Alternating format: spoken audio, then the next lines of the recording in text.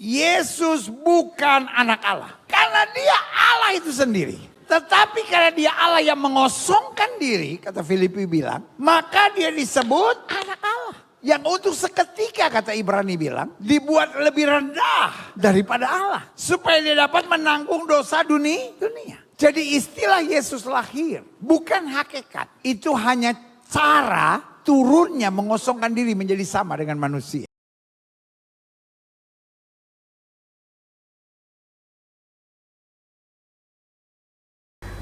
Selamat siang, Shalom Bolo-Bolo Manis. Kembali lagi ketemu dengan saya, melanjutkan seri yang kemarin. Jikalau kemarin saya sudah uraikan panjang lebar tentang pengertian kata ungkapan di dalam istilah Yunani Ibrani kuno tentang anak Allah bentuk jamak. Bnei Elohim, anak-anak Allah bentuk jamak, di dalam Alkitab itu bisa berarti dua. Pertama itu ungkapan istilah untuk malaikat-malaikat. Kedua, bisa untuk manusia, orang-orang saleh, orang-orang yang hidup takut akan Tuhan, yang berkenan di hadapan Tuhan. Nah, sekarang kita masuk ke persoalan ungkapan anak Allah bukan Bnei Elohim bentuk jamak, tapi Ben Elohim bentuk tunggal.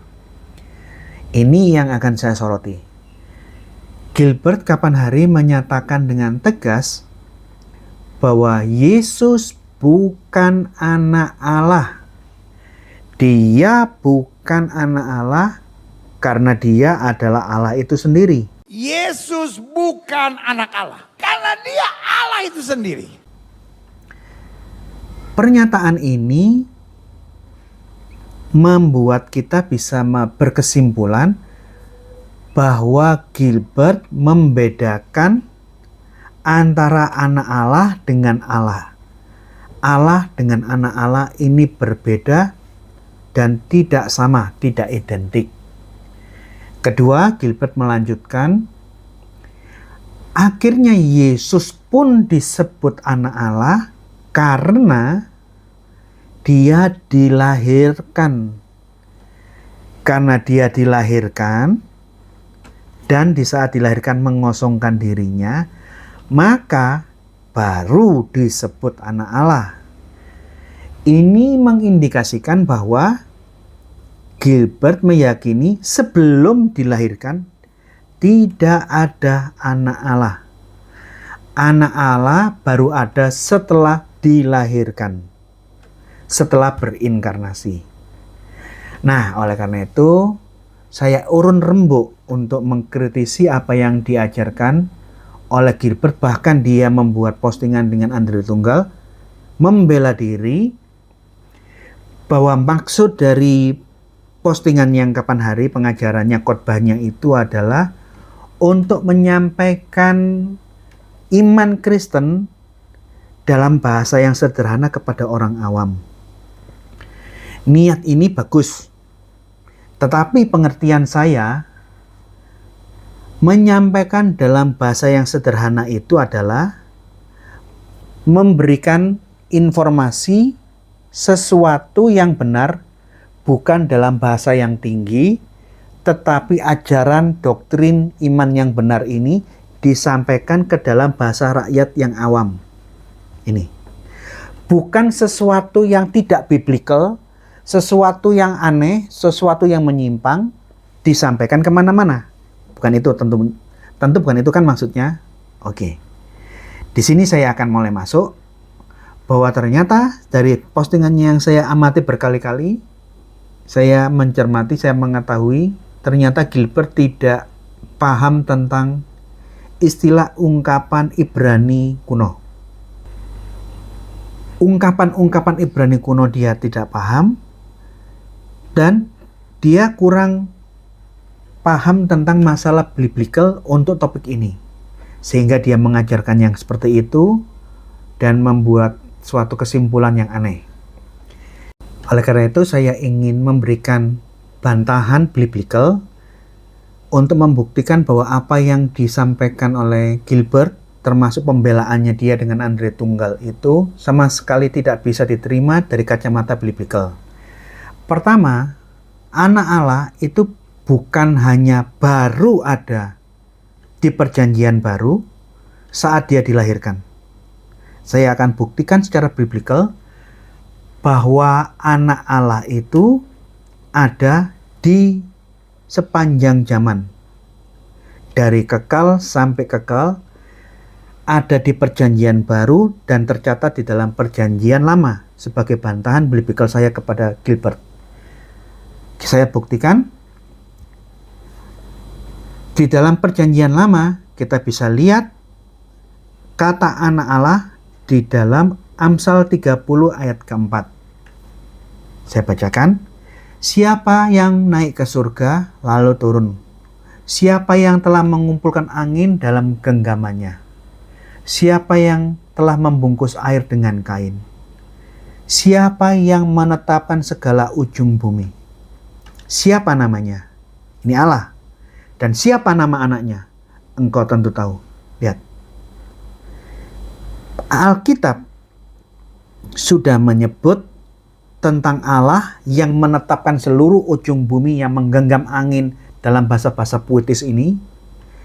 Dan siapa nama anaknya, siapa nama anak Allah, engkau tentu tahu. Artinya Salomo mengatakan Allah dan anak Allah adalah sesuatu yang umum diketahui semua orang Israel di zaman itu.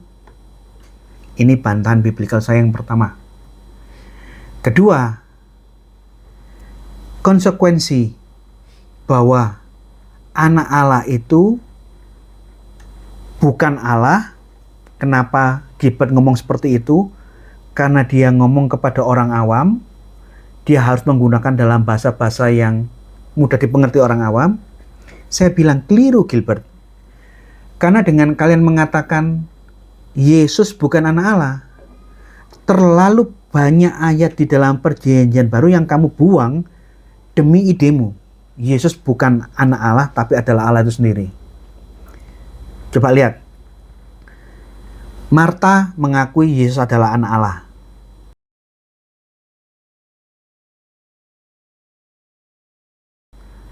Petrus, para rasul mengakui Yesus adalah anak Allah.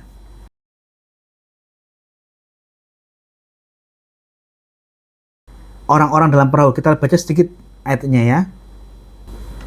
Matius 14 ayat 33. Dan orang-orang yang ada di perahu menyembah dia, katanya, sungguh engkau anak Allah. Bagaimana dengan ayat ini? Buang, ini belum waktunya diajarkan kepada jemaat atau orang awam.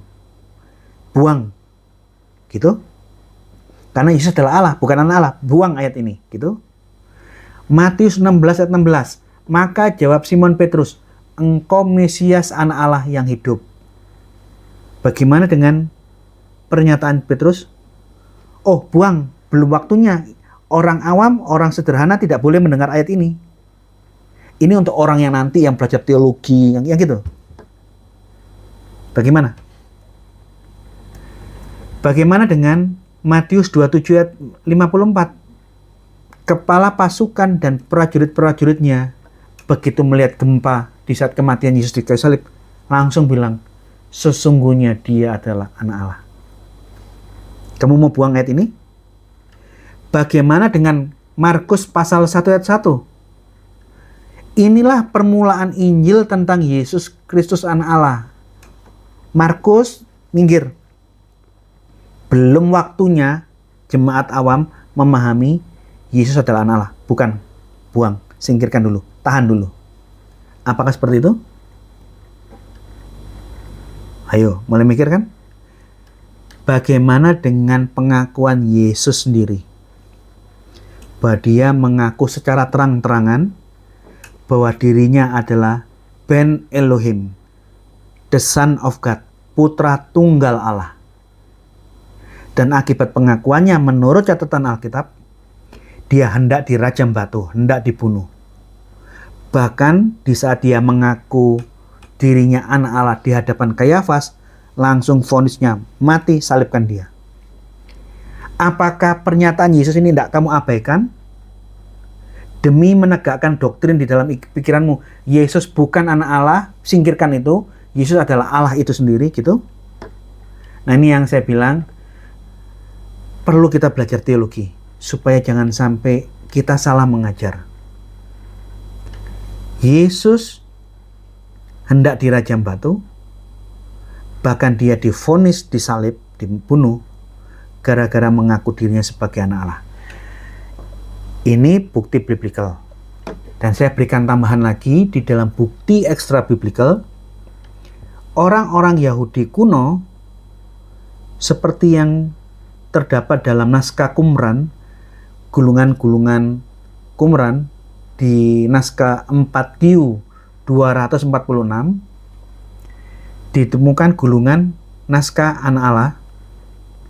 Ada 2 kolom. Kolom pertama rusak, bisa terbaca sebagian. Kolom kedua utuh.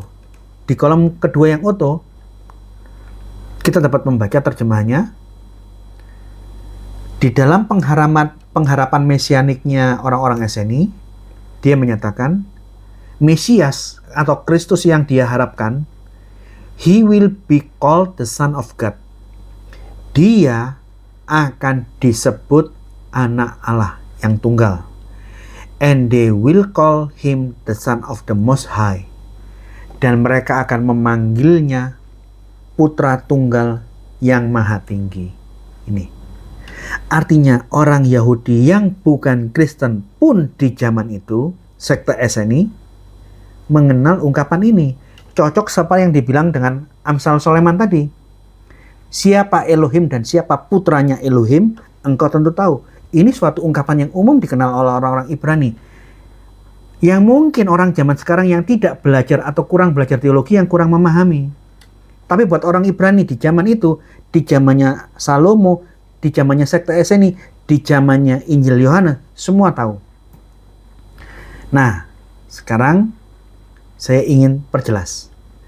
Kenapa Ben Elohim, anak tunggal Allah ini, suatu kalimat yang tidak bisa sembarangan disebut, diucapkan. Karena konsekuensinya hukuman mati. Di saat Yesus mengaku dirinya anak Allah berkali-kali, Yohanes 10 ayat 30 dan 36 sampai 36, Matius 26 ayat 63, Imam Besar Kayafas tanya, katakan kepada kami, engkaukah Mesias, anak Allah yang Maha Tinggi? Yesus mengatakan, iya, benar katamu, aku adalah Mesias, anak Allah yang Maha Tinggi. Untuk apa lagi kita?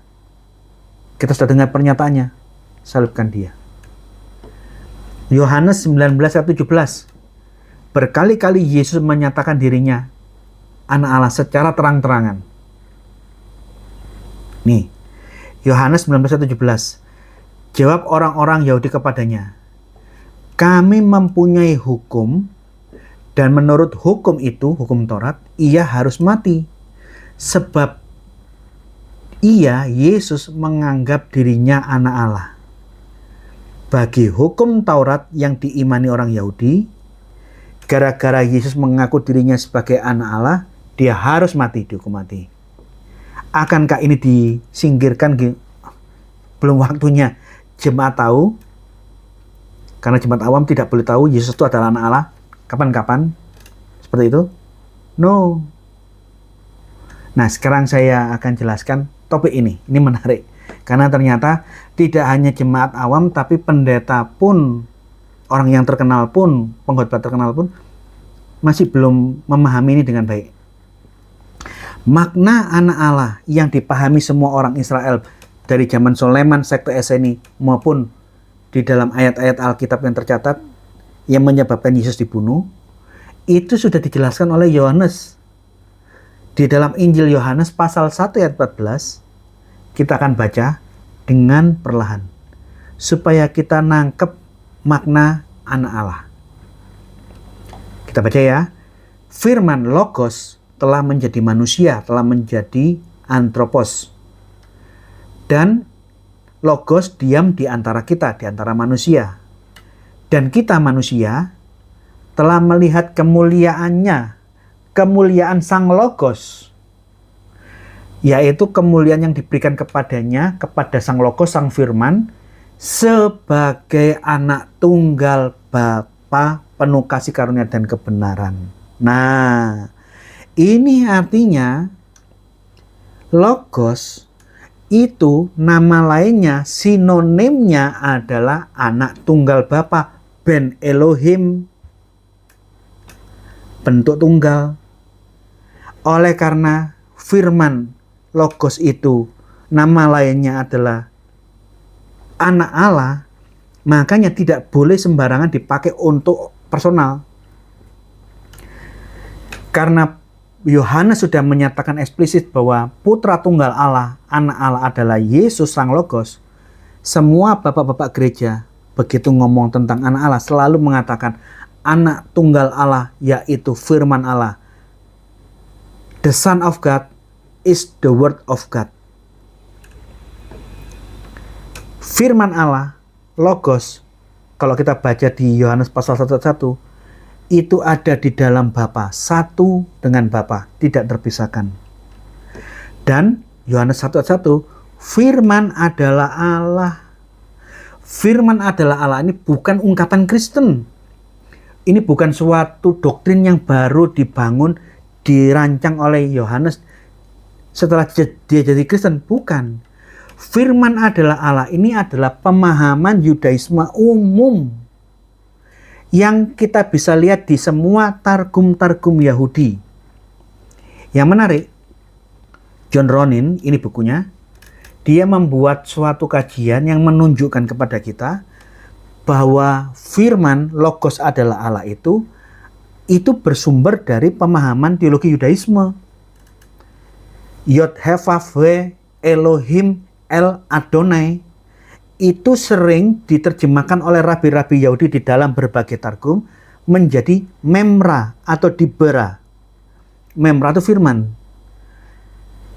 Yod Hevavhe El Adonai Elohim tidak diterjemahkan mar atau Allah, Tuhan atau Allah, tapi rabi-rabi Yahudi dengan sengaja menerjemahkan kata Adonai Yod Hevavhe El Elohim dalam bahasa Aramaik memra, firman.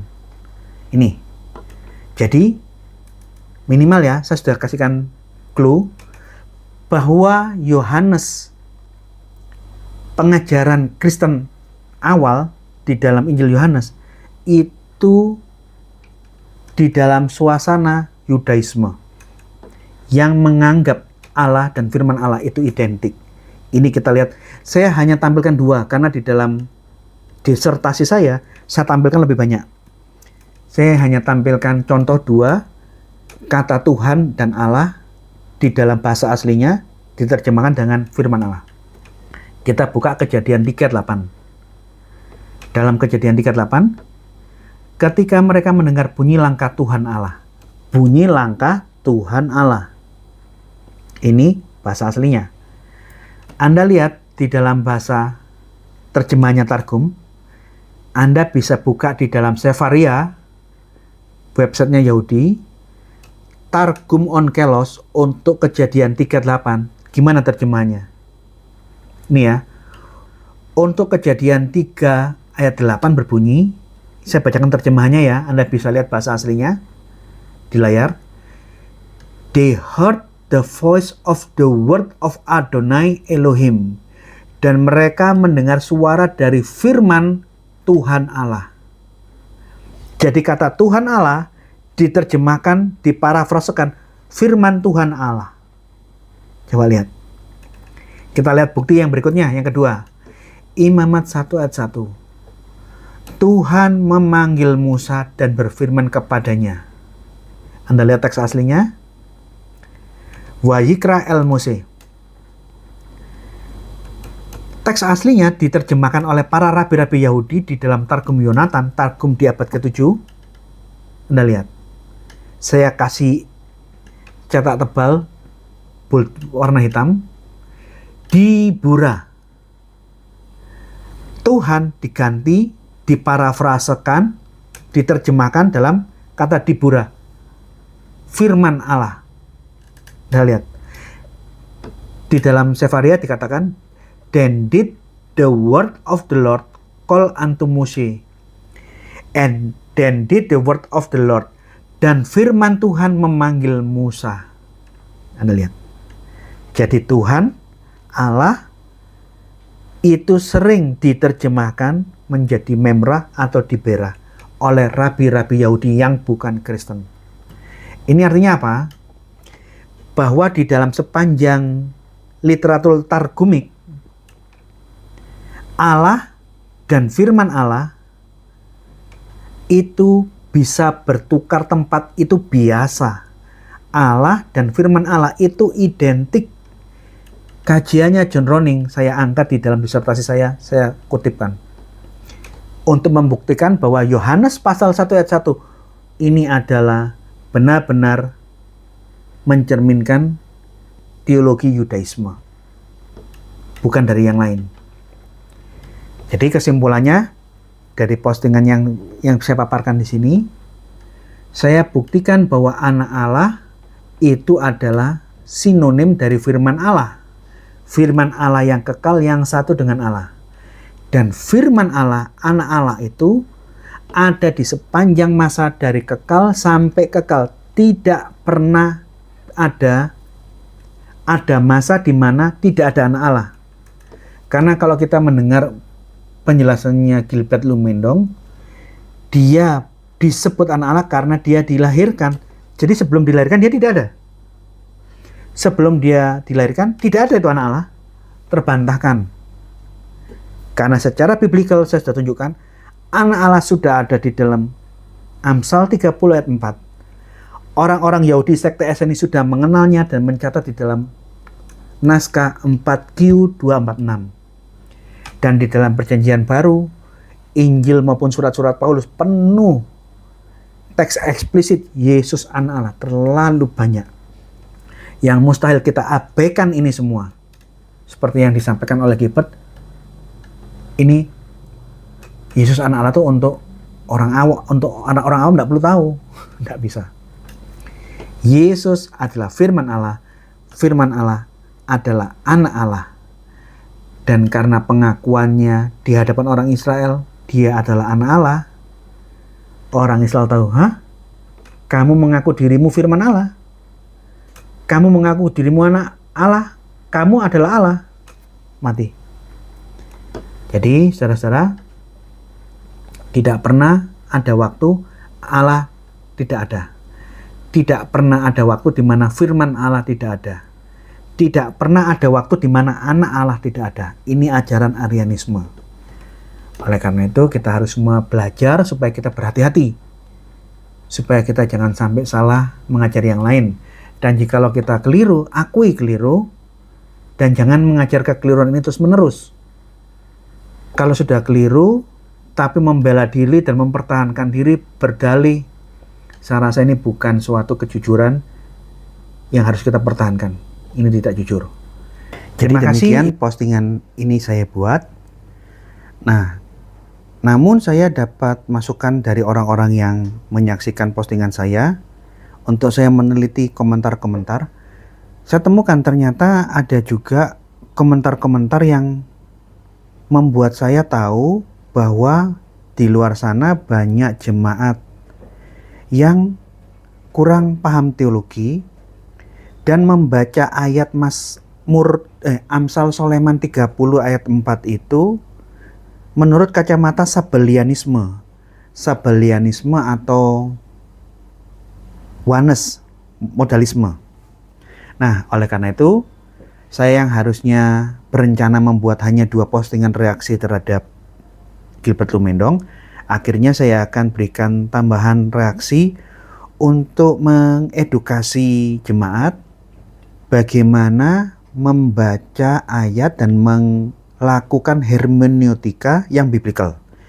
Karena cara pandang Oneness atau Sabellianisme ini sudah tidak biblikal. Dan bagaimana? Tunggu postingan berikutnya. Demikian juga saya cermati ada juga orang yang sedikit tahu tentang kitab Henokh, tapi dari ulasan yang saya baca di komentar-komentar, saya tahu bahwa dia kurang memiliki pemahaman yang utuh tentang kitab Henokh. Oleh karena itu saya juga akan membuat satu postingan khusus membahas lebih komprehensif kitab Henokh. Kenapa gereja menolak, keberatan teologisnya apa, tapi kenapa ada Gereja Ortodok Ethiopia khususnya memasukkan kitab Henokh di dalam kanon kitab sucinya. Ini saya akan buatkan khusus pengajaran Alkitab tentang hal ini. Dan di saat saya sedang merancang untuk membuat materi untuk postingan part ketiga mereaksi Gilbert, saya mendapat kiriman reels dari teman pembuat reelsnya, akun Corpus Delicti Ministry. Ini menarik karena judulnya keren, menggunakan bahasa Latin Corpus Delicti dan bahasa Inggris Ministry, pelayanan. Tapi kalau kita baca dan tahu artinya, ini menjadi sesuatu yang menarik untuk direnungkan, karena Corpus Delicti ini adalah istilah hukum yang artinya barang bukti hukum, barang bukti pengadilan, barang bukti tindak kejahatan. Jadi orang yang membunuh, memperkosa, menipu, korupsi, penggelapan, barang bukti kejahatannya harus ditemukan dan dihadirkan di pengadilan. Ini yang namanya corpus delicti. Oleh karena itu makna literalnya corpus delicti ministry adalah pelayanan barang bukti kejahatan. Ini menarik untuk direnungkan. Dan pemilik akun pelayanan barang bukti kejahatan ini membuat suatu khotbah yang direkam, yang intinya dia menuduh Tritunggal itu menyembah 3 Tuhan. Ini fitnah. Bapak Ibu harus tahu bahwa ajaran monoteisme ini adalah ajaran yang benar. Bapak Eras mereinterpretasi dari Tritunggal, dia dianggap 3 Allah, memang hanya cuma 1 Allah, dan itu bukti jelas Alkitab mengatakan. Ulangan pasal 6 ayat 4. Amin. Ini kredonya Israel, Pak. Jadi kalau kita belajar tentang Allah, tidak boleh keluar dari kredo Israel. Amin. Karena tidak ada kitab yang lebih jelas, lebih dapat dipertanggungjawabkan, mengajarkan tentang siapa Allah yang benar. Hanya kitab Taurat. Amin. Jadi hanya 1 Allah, tidak boleh percaya 3 Allah. Amin. Fitnah. Dan sebagai gantinya dia menawarkan ajaran Erastus Sabdonola yang mengajarkan keesaan Allah seperti dengan bunyi Ulangan 6 ayat 4.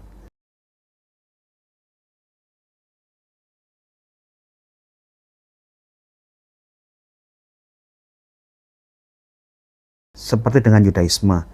Nah, oleh karena itu saya akan buatkan akun khusus, tapi ya kalian harap bersabar karena akan saya buatkan pengajaran demi pengajaran, topik demi topik, satu persatu. Yang pasti saya akan membahas dan mensoroti, menanggapi dari khotbahnya pelayanan barang bukti kejahatan Corpus Delicti Ministry ini. Ikuti terus akun-akun pengajaran saya. Dan bagi yang baru mengikuti akun saya, ingat setiap akun saya selalu ada kode postingan. Yang terakhir F25, nanti F26. Anda bisa ikuti postingan-postingan sebelumnya, karena masing-masing postingan itu punya topik-topik pengajaran teologi khusus yang didesain untuk pengajaran teologi. Selain memperkuat iman, juga mempersiapkan jemaat untuk siap berapologetika dan menjelaskan imannya. Demikian, ikuti postingan-postingan saya, dukung terus dan doakan channel Inyo Manis supaya bisa aktif memberikan pengajaran-pengajaran yang benar dan sehat di dalam iman Kristen. Tuhan memberkati.